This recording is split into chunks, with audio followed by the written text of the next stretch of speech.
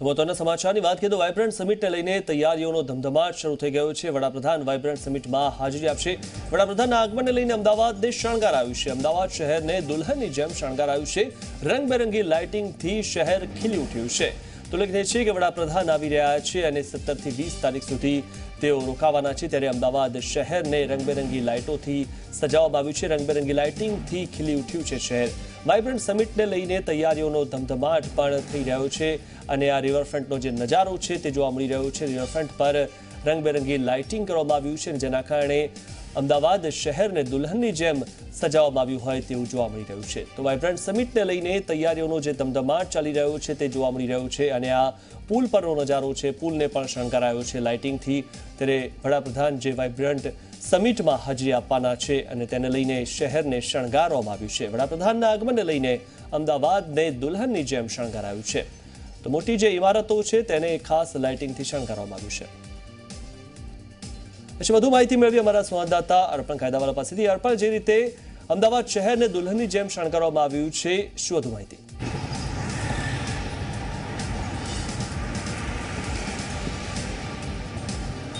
મિથુન, સ્વાભાવિક છે વડાપ્રધાન અમદાવાદના આંગણે આવી રહ્યા હોય ત્યારે જે લોકલ ઓથોરિટી છે એટલે કે અમદાવાદ મ્યુનિસિપલ કોર્પોરેશન છે તેના વહીવટી તંત્રે સમગ્ર શહેરની એક રોનક બદલી નાખી છે તેવું કહી શકાય। કારણ કે છેલ્લા કેટલાય દિવસથી તડામાર તૈયારીઓ ચાલી રહી છે અને હજી સુધી પણ છેલ્લા ક્ષણની તૈયારીઓ કરવામાં આવી રહી છે।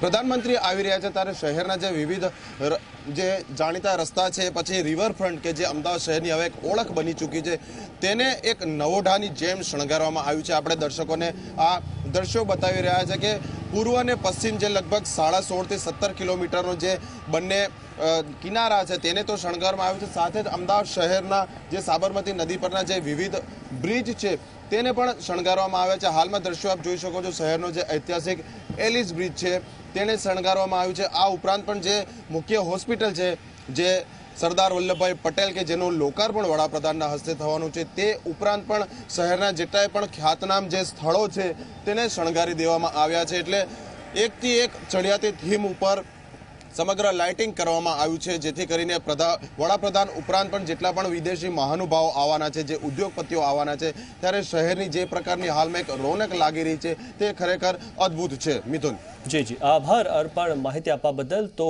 આખા અમદાવાદને લાઇટિંગથી શણગારવામાં આવ્યું છે। અનેક જે જગ્યાઓ છે, અમદાવાદની જે ખાસ જગ્યાઓ છે તેને ખાસ કરીને લાઇટિંગથી શણગારવામાં આવ્યું છે। રિવરફ્રન્ટ હોય, એલિસ બ્રિજ હોય કે તમામ જે મોટી ઇમારતો છે તેને લાઇટિંગથી શણગારવામાં આવ્યું છે અને હજુ પણ તૈયારીઓ ચાલી રહી છે।